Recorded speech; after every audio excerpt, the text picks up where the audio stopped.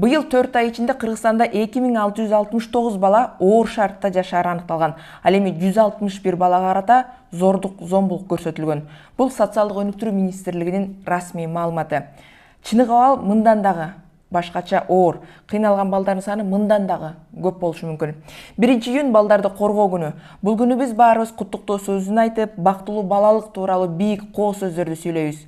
Бирок бул күн балдардын көйгөйүнө көңүл буруп, зомбулукка кабылып жаткандарды коргоо үчүн коңгуроо какчу күн. Талкуу платформасында бүгүн биз ушул маселени талкуулайбыз. Аты жөнүм Элизат Эркинтур, саламатсыздарбы? Бүгүнкү биздин программанын коноктору Бишкек шаардык кеңешинин депутаты Нурзат Токтосунова жана үй бүлөлүк медиатор, улуттук медиация борборунун жетекчиси Гүлсина Кожоярова. Кош келипсиздер. Нурзат айым, сөздү сизден баштагым келип турат. Сиз жакында эле абдан коркунучтуу, кооптуу фактыларды ачыктадыңыз. Сизге кайрылгандардын 35%ы кичинекей кезинде зордукталган депчи. Андан кийин бир нече катты дагы жарыяладыңыз. Бул сизге келип жаткан каттарды, сизге кайрылып жаткан адамдардын тагдыры бул эмнеден кабар берет? Алардын кийинки келечеги, кийинки тагдыры эмне болуптур? Негизи эле бул ушул абалдын өзүн кандай баалап, эмне деп сүрөттөсөк болот? Сиз айткандай ошол каттарды ал сиз каттардын бир 0,1 эле пайызын чыгара алдым да.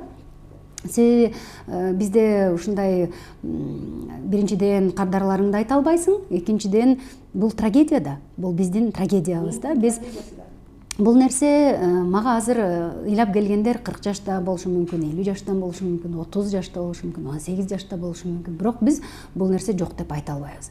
Мен аябай жок дегим келет. Мен кантип эле кыргыздарды жамандайын, кантип эле ушундай болуп атат деп бир сүйүнүп айтайын да. Бул мага келген статистиканын өзү. Мен аны тастыктап дагы бере алам, мен аны көрсөтүп дагы бере алам, мен аны укук коргоо органдарына дагы, ай достор, мына могу киши жазып атат, ушинтип жазды, мына ушул келди дей алам. Бирок ишенесизби, биз ушул келди эмес, мен муну эмне үчүн ачык айтып чыкканга аргасыз болдум. Бул маселе көп эле жерде мынтип көтөрүлүп эле келатат. Бирок эмнегедир Бишкек шаардык кеңешинин депутатынын оозунан бир аябай катуу кабыл алышты окшойт деп ойлойм да.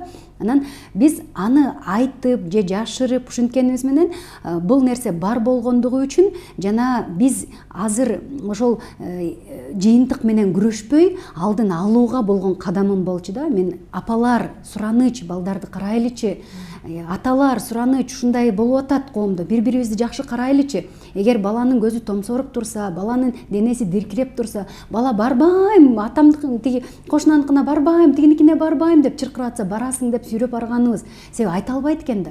Бала 9 жаштагы мисалы кыз же 6 жаштагы кыз же 13 жаштагы кыз бир нерселерге бир катуу реакция берип атса, ыйлап барбайм. Эмнеге барбайсың десе, биз уруп кайра алып барабыз да. Барган жерде кайра зордук, зомбулук болот. Анан ишенгибиз келбейт. Бир туган күйөөң же бир туган тиги атасы же кошунасы 60 жаштагы. Бул эми эже сиз бул нерсени угуп деле жүрөт болушуңуз керек. Бул жаңылык деле эмес, жана муну мен ишенгим деле келбейт. Анан элге ишенбей деле койгула деген эле, бирок бул бар да. 35% дегенде бул сизге канча кыз кайрылат? Мисалы үчүн бир айда алалы же бир жылдабы 100 кызбы, 1000 кызбы, канча сандан алып сак? Ошол 2021-жылдан бери билбейм, мен образно 1000 кыз деп коелу. Бирок ошонун 300 кызы бул чын эле ушундай. Мага эле эмес да, мен бир туган эжелерим бар, алар дагы психологдор да. Алар көбүнчөсүн терапия кылышат. Ошол терапия кылганда же болбосо башка психологдор менен сүйлөшкөнүбүздө чачың тик турган бир окуяларга күбө болосуң. Аларды чачың тик турган дегенде эмне? Кадимкидей эле, мисалы мага бир консультацияга келген бир кыз 9-класста той болуп атат дейт. Той болуп атат, караңгыда баары эле кошуналар тойго жүрүп эле, анан мындай дараткана көчөдө экен, сарайга алып кирип эле бирөө. Мас. Айта албадым дейт, кантип айтам? Бул эми 9-класс, макул. Азыр канчада ал? Ал азыр аябай эле чоң да. Бирок ошол так калат да. Анан биз мисалы бирөөнүн кимдир бир айтышы мүмкүн да, бирөөнүн акчасы үчүн же бир нерсеси үчүн деген сыяктуу бул. Бирок бул жүрөк, аны жашаган эле адам билет. Сиз жогоруда аябай жакшы айтып кеттиңиз да, аны башыңан өтмөйүнчө, сен өзүң балалуу болуп, ошол нерсени өтүп эметмейинче бири-бирибизге оңой көрүнө берет.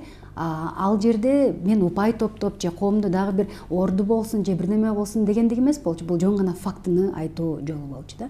Бул жерден сиз да кошумчалап кетсеңиз да, мисалы үчүн баары эле психологго, атайын адистерге барганга батын албайт да. Акчасы дагы жок. Акчасы болсо дагы муну айтсам бул мен уят болом, же болбосо жарамды чукуйт деп, буга да бир эрк күч керек да. Демек коомдо мындан дагы көп болушу мүмкүн да бул окуялар, аябай мындай маанилүү теманы көтөрүп атасыңар. Оор теманы көбүнчө биз аны бекиткибиз келет. Мына Нурсат айым 30% дезе, мен ал пайызды көбүрөөк деп ойлойм. Себеби бул болсо жанагы көпчүлүк учурда кичинекей кезинде болот да. 10 жашка чейин, 13 жашка чейин ал жакта көчөдө келген же кошуна болушу азыраак. Бул туугандар, Эң жакын тайкелери, байкелери, кичинекей балдар, 5-6 жаштагы кыздар бул нерсени өз убагында дагы айтышпайт. Себеби биз өзүбүздүн балдарыбызды тарбиялатканда сенин денең бул сен гана кармайсың, сен гана аны мындай коргойсуң деп түшүнүк бербейбиз. Мисалы, кичинекей бала, бирөө чоң киши келип атат, 2-3 жашында эле туугандардан өпкүзү келет. Бала болсо, жок өппө дейт. Биз ата-эне катары эмне дейбиз? Кой, сен эмне мынтип кылып атасың? Бул өптүрүп кой. Уят ушинтип. Анан ошондой ой жүгүртүү менен бала менин денеме, менин мага караштуу апам, атамдан башка эч ким тийгенге укугу жок деген түшүнүк пайда болбойт да. Ошол себептен көп учурунда балага ушундай зомбулук көрсөткөндө бала түшүнбөйт ушу зомбулук болуп атканынчы. Аны бир кандай ыңгайсыз, жагымсыз эмоцияларга, сезимдерге учурайт, бирок түшүнбөйт. Бул нерсе анан ал болсо уже мындай Нурзат айым чыгаргандан кийин эстей баштайт да. Биздин психика өзү бизди жактоого, коргоого багытталган да. Анан бизге жагымсыз нерселерди, бизди мындай жашообузга бир кандай жолду бууп койгон нерсени биз унутабыз. Психика терең бекитет да. Анан бир кандай ушул бирөөнү көрүп же бирөөнү уккандан кийин чыга баштайт. Кайра ошондой бир жагдай болуп калганда же бир кино Эң өкүнүчтүүсү кайсы мезгилде чыкканы жаман, кыз турмушка чыгып атканда жаман. Себеби ошол сезимдер ошол мезгилде ойгонот дагы, ошо турмушунда ал аябай мындай терс таасирин билдирет да. Ушуну айтканым эмне? Биринчиден, мына буга чейин Нурзат айым айтты, балага ата-эне көңүл буруш керек. Буруш керек. Адан тышкары баланы тарбиялап атканда, ошол сенин денең бул сеники деп түшүнүк бериш керек. Аны сенден тышкары же менден тышкары эч ким кармаганга укугу жок. Биз эми болсо көбүнчө айтабыз да, силер болсо бизге кандай мындай сынчуу пикир айтылат. Силер болсо бир каяктагы чет өлкөнүн баалуулуктарын алып туруп кыргызга алып келип атасыңар деп. Жок, андай эмес. Эми заман өзгөрүп атат. Илгери кандай болгонун мен билбейм, айта албайм. Мындай укканымы азыр ооба болду деген сөздөрдү угам. Бирок азыр аны тебе эле коелу. Негизи азыркы заманда кантип чет өлкөдө тарбиялайт. Баланы өбөрдө сурайсың. Сен өпсө болобу деп. Мына уже 2-3 жашынан. Биз дагы ошого түшүбүз керек. Баары эле шапктап өбөрүп. Бала деле кичинекей болгону менен сезимдери бар да. Бирөө ага жакпайттыр. Ар кандай болушат. Бир бала чын эле өпкүзү келтирет, пожалуйста. А бир бала болсо өпкүздүрү келбесе, ошондой нерседе биз аны урмат сый менен балага мамиле жасашыбыз керек да. Ушуну изилдеп көрдүм. Тартынчаактык баягы кичинекей кезиңден азыр бир энелер бар да, мен көбүнчө аялдар менен иштегендиктен энелер бар да, ушунчалык күйөөсүнө болгон наразычылыгы, турмушка болгон наразычылыгы деген нерселери аябай көп. ойгонсо эле бир баласы 7-ге 17-ге чыгып калган, 12-ге чыгып калган, анда дагы качан ойгонот, бир баласы проблема болуп бирөөнү уруп салып же кызы бир реакцияларды көргөзгөндө. Бизде мына эже айтып атпайбы, өпкөнгө биз ага дагы бир канча жылда барабыз эже. Бирок бул биздин бара турчу жолубуз да. Мен каалайт элем ар бир ата эне, ушул мени угуп аткан ата эне жанагынтип мени тепкилеп эмес, тескерисинче апай мен баламды карап атамбы, балам менен мен сүйлөшүп атамбы деп. Себеби айтып келген бала болот, айтып келбеген бала болот. Себеби айтып келсең, сен энеңен андан да көп токмок аласың да. Мен региондон бир канча жыл мурун бир кыз келген, кошунасы, аяш атасы, 60 жаштагы аяш атасы, ошо бир канча жыл бою элестетсең, энедей кызды. Анан энесине айтыптыр. Десе, үнүңдү бастап айтыптыр. Бирөөгө айтсаң, эми шерменде болобуз депти. Бул нерсе мененчи биз азыркы кыла турчу нерсебиз аялдар ошол ички көйгөйүбүздү чечип, анан бир аз балдарга гана кулак төшөп койсоңуздар, алардын жүрүм турумдарын карап койсоңор, алардын кулк мүнөзүн жана алар менен сүйлөшүү реакциясы барбы? Себеби биз жоопкерчиликти мектепке берип салабыз, ага чейин бакчага берип салабыз. Өзүбүз эмне менен элекпиз? Тиги муну кийип алыптыр, анан буга мынча жетпейт, атанан үй алышым керек, анан забор салышым керек деп эле кенедей балдарыбызды керек болсо такыр бирөөгө берип туруп кеткендер бар да. Бул эми миграция жана башка. Бирок ошол келип чыгуу себептери биз баягы көп балалуу болуп, анан сенин денеңде отурбайт экен, бизге бас тур, тигини кыл, муну кыл, анан көп энелер, көп балдар энесин карап бактысыз экенин көрүп, ал аябай бир оор жагдайда турмуш көрүп атканын көрүп, сый урматы жогун көрүп, анан оготер мынтип, анан эмне турмуш эмне кылса дагы даяр болуп калат экен да. Биз азыр мурда болгон окуялардын кесепеттерин талкуулап атабыз да, бирок балким азыр ушул күндөрү, ушул мүнөттө бир жерде бир бала запкы көрүп жаткандыр, зордук зомбулукка калып жаткандыр да, Кудай сактасын. Бирок жогоруда мен бир статистиканы келтирдим, 4 ай ичинде 161 бала зордук зомбулукка кабылды дегенчи. Бул ачыкка чыкканы.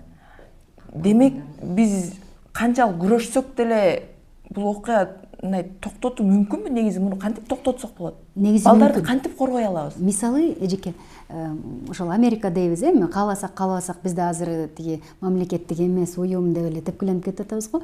Бирок бизде деп кошулуп албадым. Могу Кореяда болсун же болбосо Америкада болсун, эмнеге адам көргөн дүлөй укканын койбойт, тиги сокур көргөнүн койбойт болуп, Кореяда көчөдө деле эркек киши 1 мүнөттөн ашык кызга караганга болбойт экен. Бул мыйзам менен бекилиптир да. Ошон үчүн эркектер кыздарды карабайт экен, кыздар дагы өз алдынча жүрө берет экен да. Эми бирок биз көбүнчөсүн баягы зордук үйдө болуп аткандыктан биз көчөдөн дагы ошого. Азыр көчөдөгү жанагы тийишкендерди ал башка маселе. Жана ал дагы бар да. Анан жок дегенде ошол көчөдөн, сиз айткандай, көчөдөн анан баары бир эле жок болуп кетет деген нерсени мен биле албайм. Аны ал жөнүндө жок болуп кетсе деп тилейм. Бирок биз ушуну көп айтуу менен, балдар менен алектенүү менен азайта алабыз. Кошуп кеткен нерсе, мен өзү мындай принципте карагам да. Азыр ушул жерден тактоо да киргизейинчи.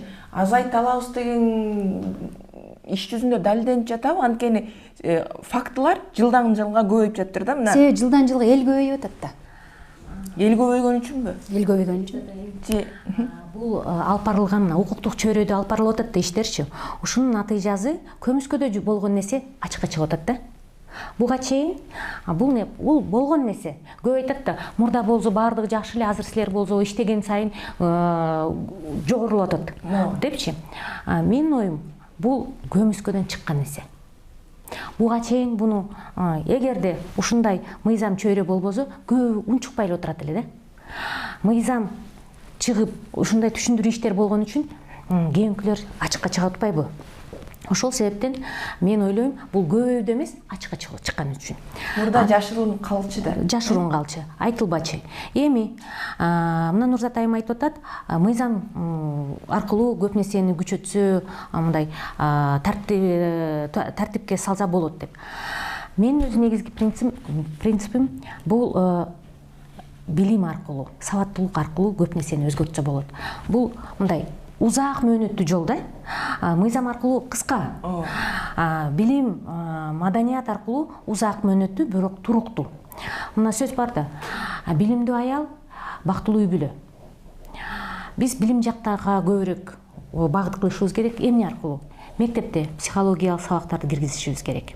Жубайлар баш кошуп атканда сөз түрүндө мына биздин жана ЗАГСтын алдында психологиялык сабактарды бир курста ата энени өткөзүш керек. Себеби бактысыз ата эне сөзсүз түрүндө бактысыз балдарды тарбиялайт.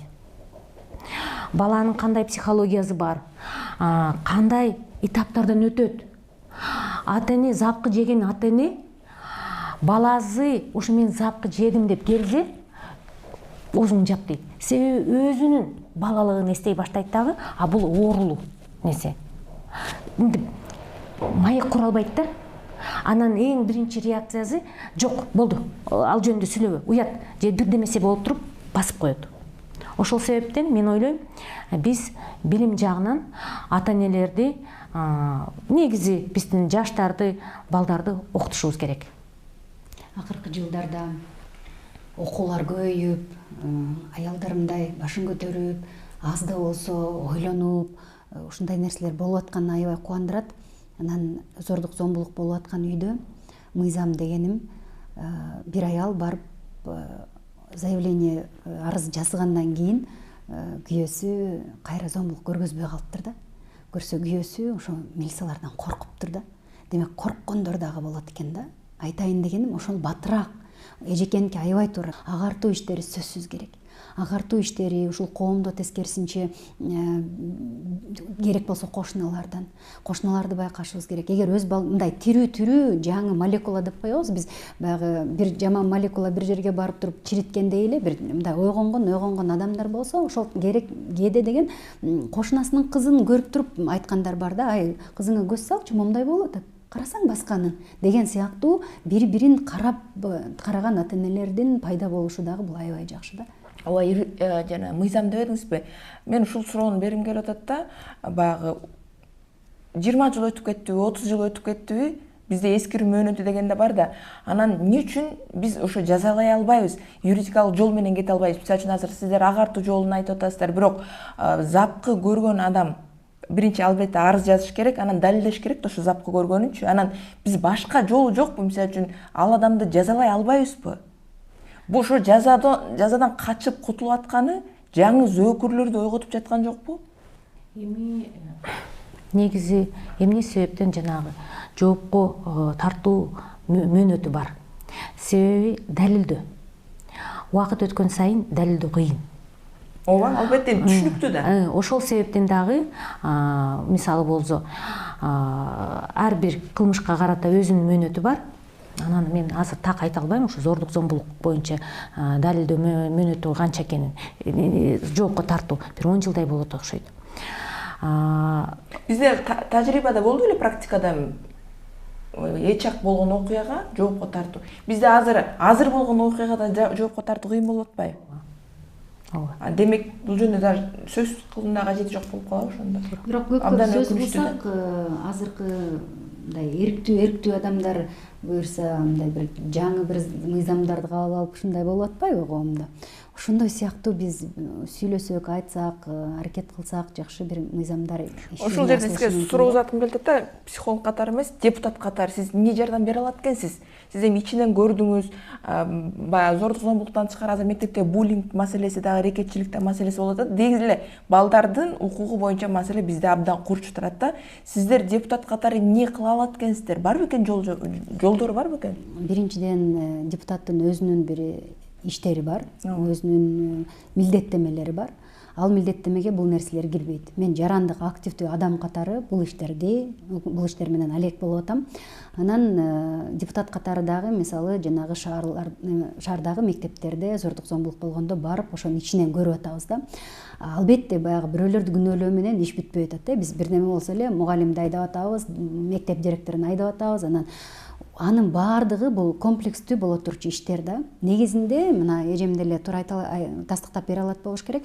Коомдо көп ячейкаларда өз алдынча жумуштар жүрүп атат. биякта жүрүп атат. Бул дагы силер дагы өзүңөр алдыңынча тиги дагы биз бириге албай атабыз. Биз кочкорлордун баштары бир казанга кирип бирикпеген сыяктуу эле биз чогуу бир иштерди момундай жарандык коомдун активдүүлүгүн көргөзө албай атабыз да. Эмнеге экенин ошол коомдогу адамдардын өздөрүнөн. Бул биринчиден эголорубузду жие албай атабыз, балким ар кимиси өзүнчө кыйын болуп аткан чыгар, же болбосо анын дагы башка тереңдеп изилдей келсе башка себептери болот да.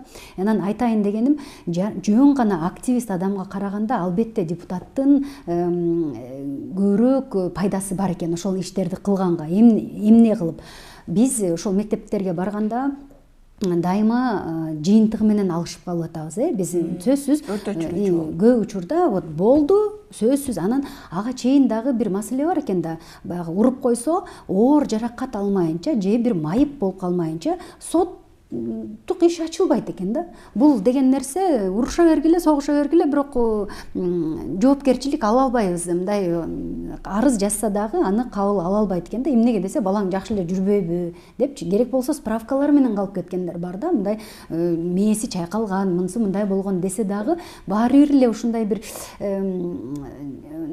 жакындыкпы, тааныштыкпы, бир бетпактык менен эле баратабыз да.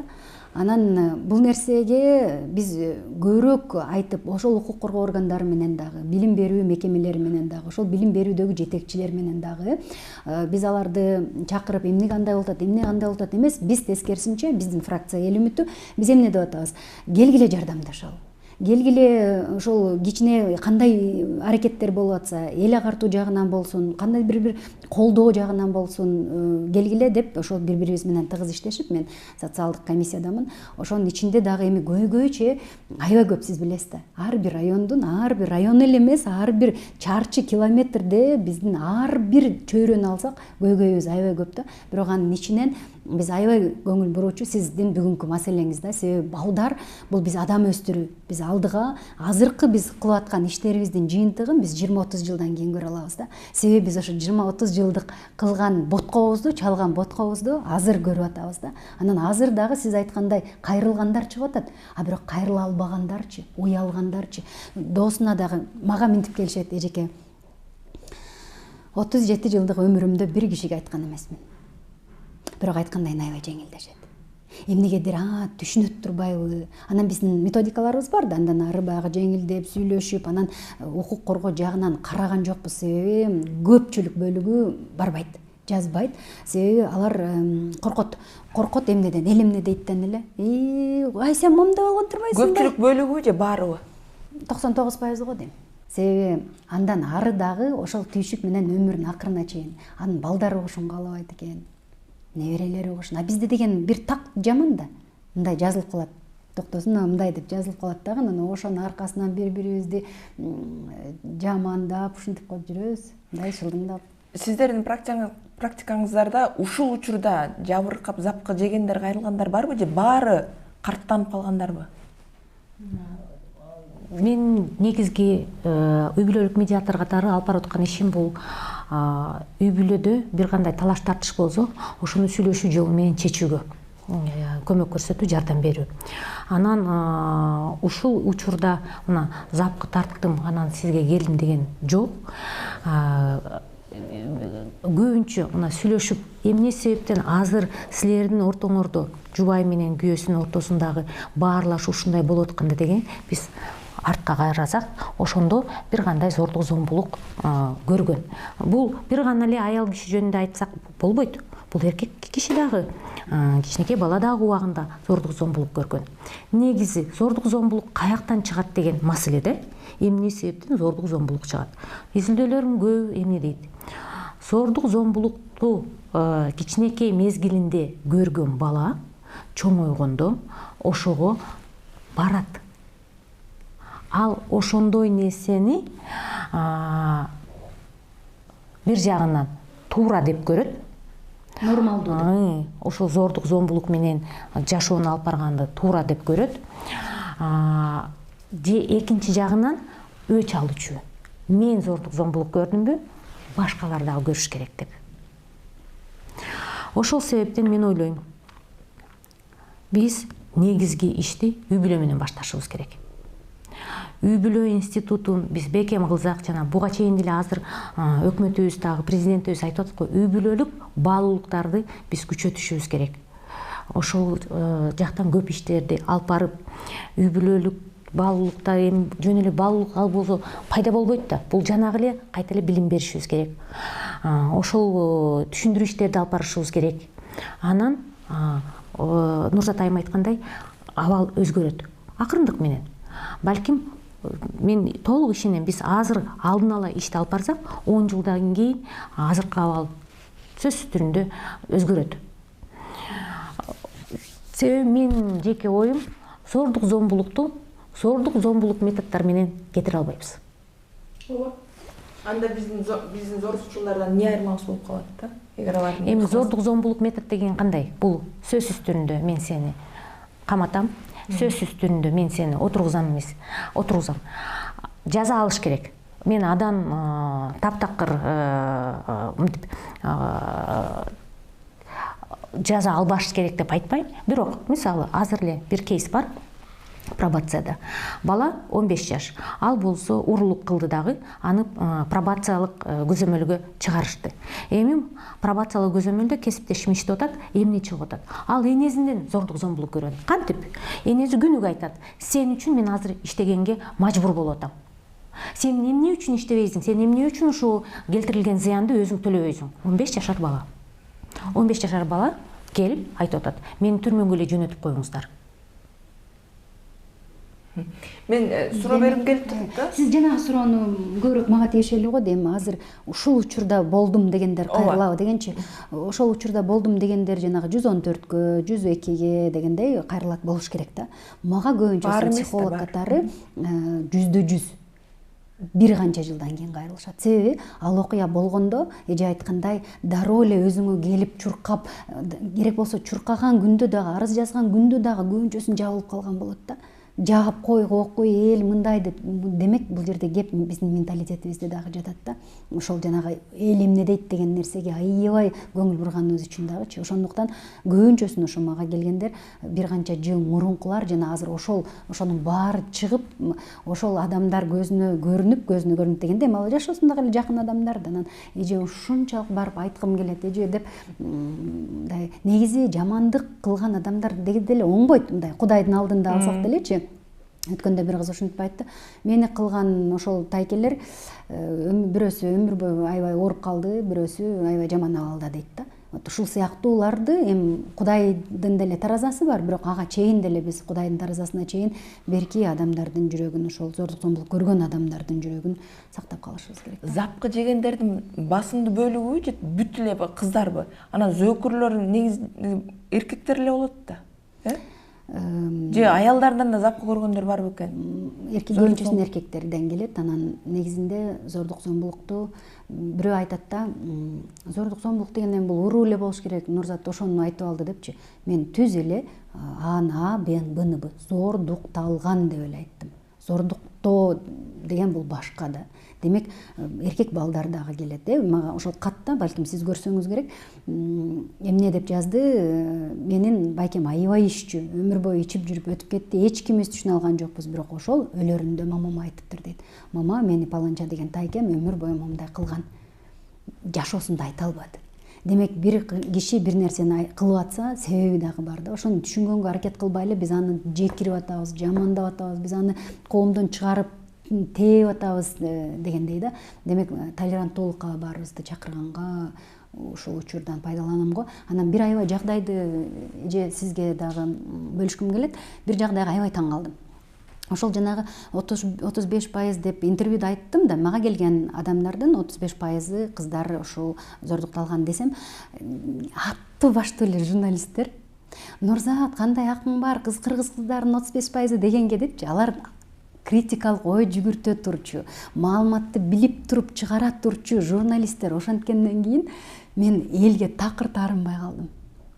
демек мындай журналисттик этиканы деле эске албаганда бул кесипкөйлүк да, бул компетенттүүлүк да. Сен бир маалымат чыккан болсо сен такташың керек. Точно ошентип айтты же жөн гана токтосунан ошол учурда тепкилеш керекпи?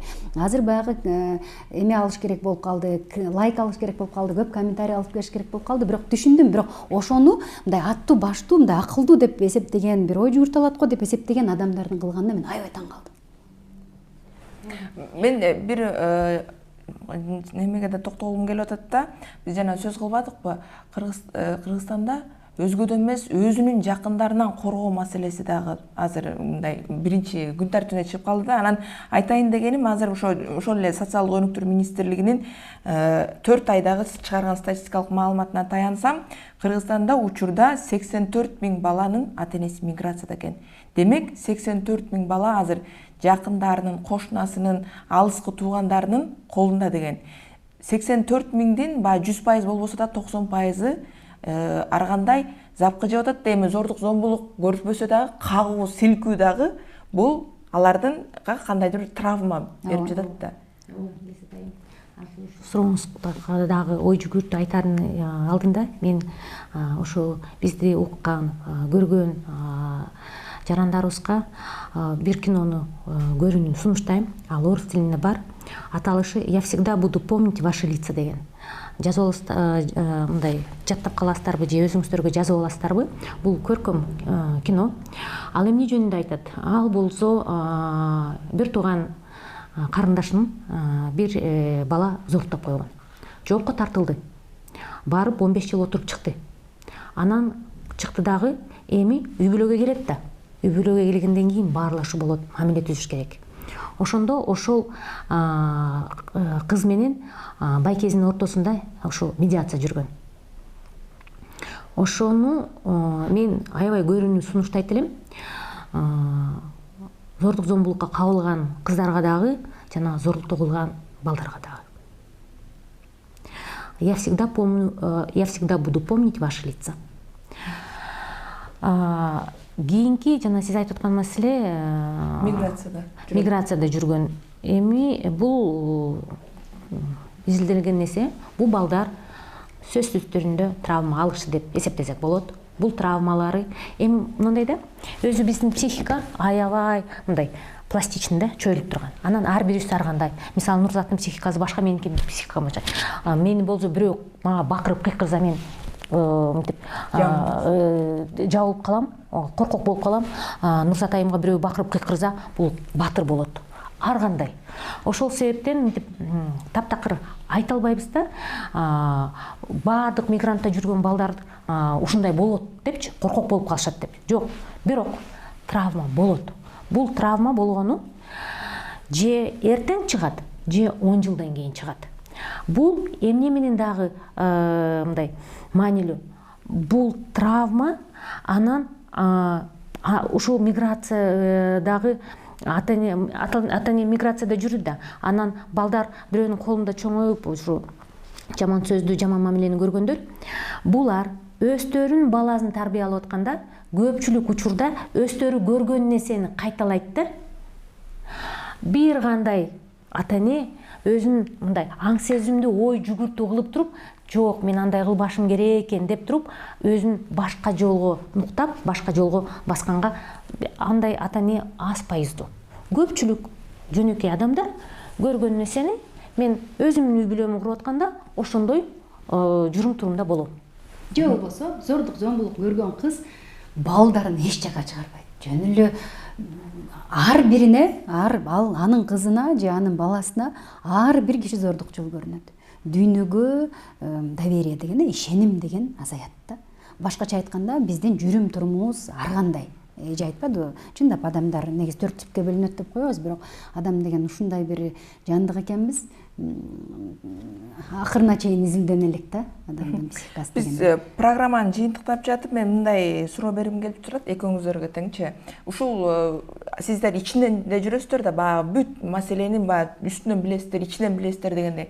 Анан бул жакта баягы жогоруда сөз кылдык, маалыматтык кампанияны күчөтүш керек, эл агартууну көбөйтүш керек депчи. Бирок мамлекет тарабынан мыйзам чегинде эмне жардам көрсөтө алыш керек? Балким мыйзамдардын чийкилиги дагы ушул көйгөйдү курчутуп жаткандыр же мыйзам бизде баары сонун, анын аткарылышындагы маселе.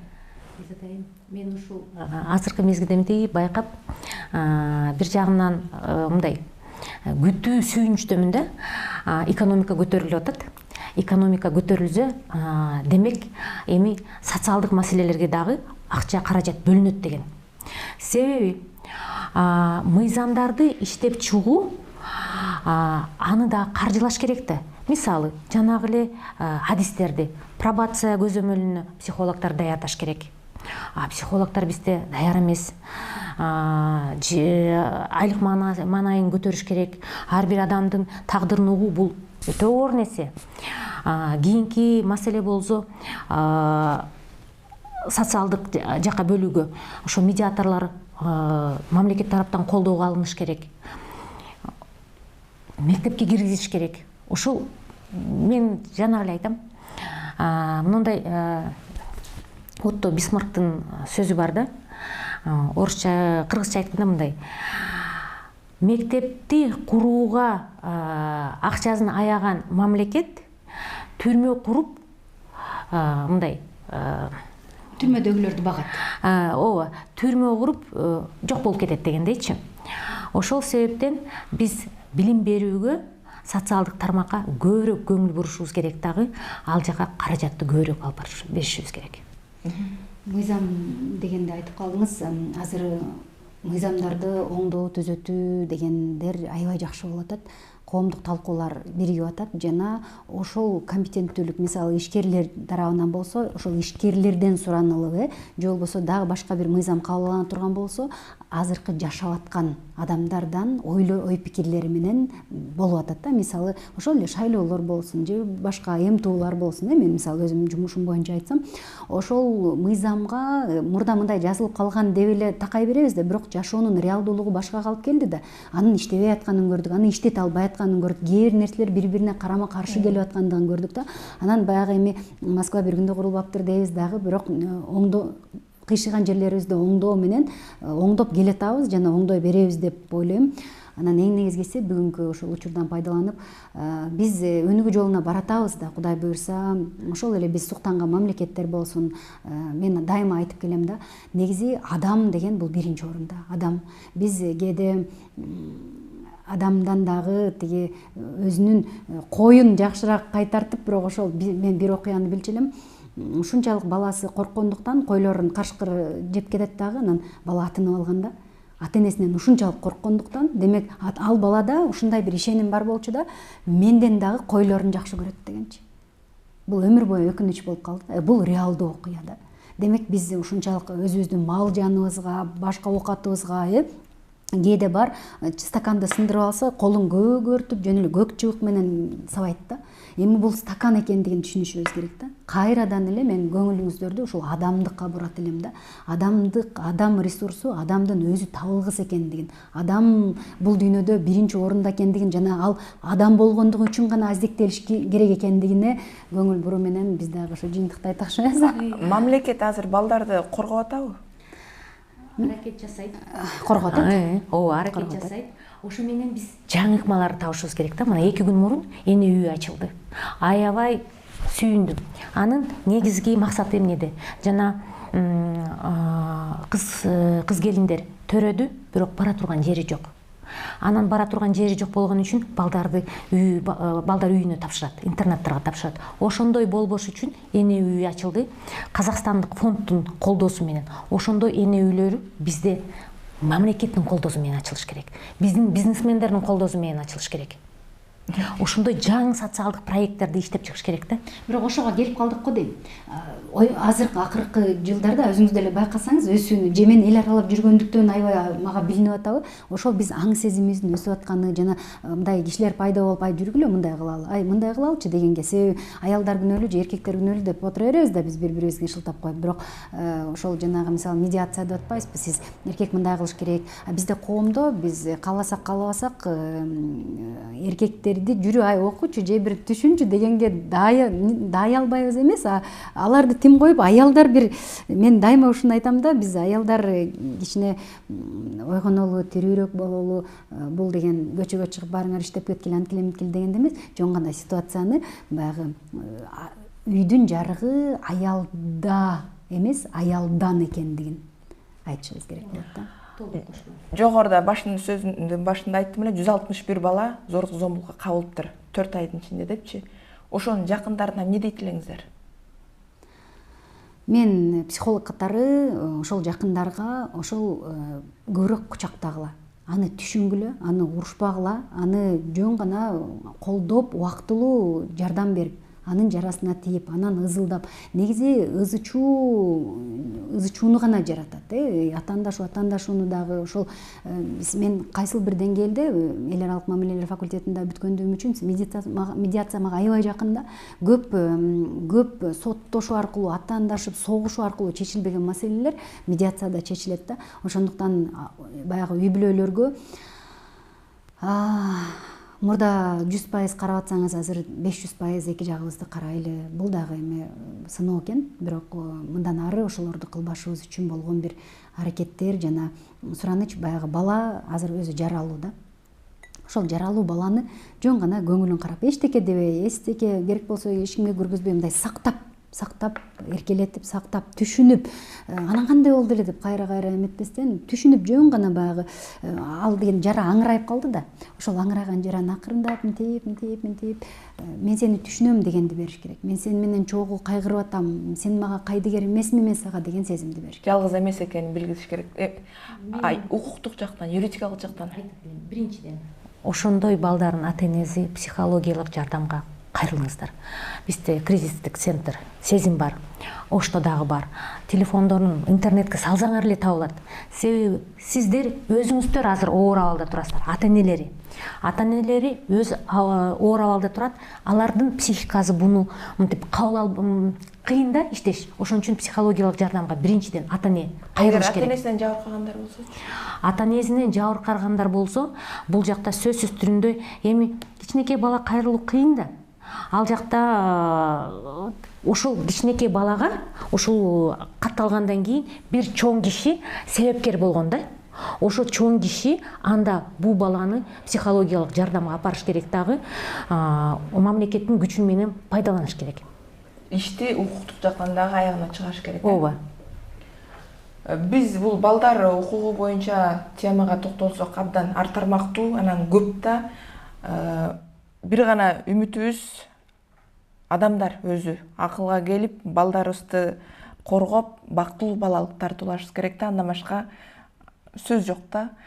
Баарыбыздын балдарыбыз бактылуу болсун деген ниетте бүгүнкү программаны жыйынтыктайм. Бүгүн бизде конокто Бишкек шаардык кеңешинин депутаты Нурзат Токтосунова жана үй бүлөлүк медиатор Гүлсина Кожоярова болду. Рахмат сиздерге. Саламатта калыңыздар.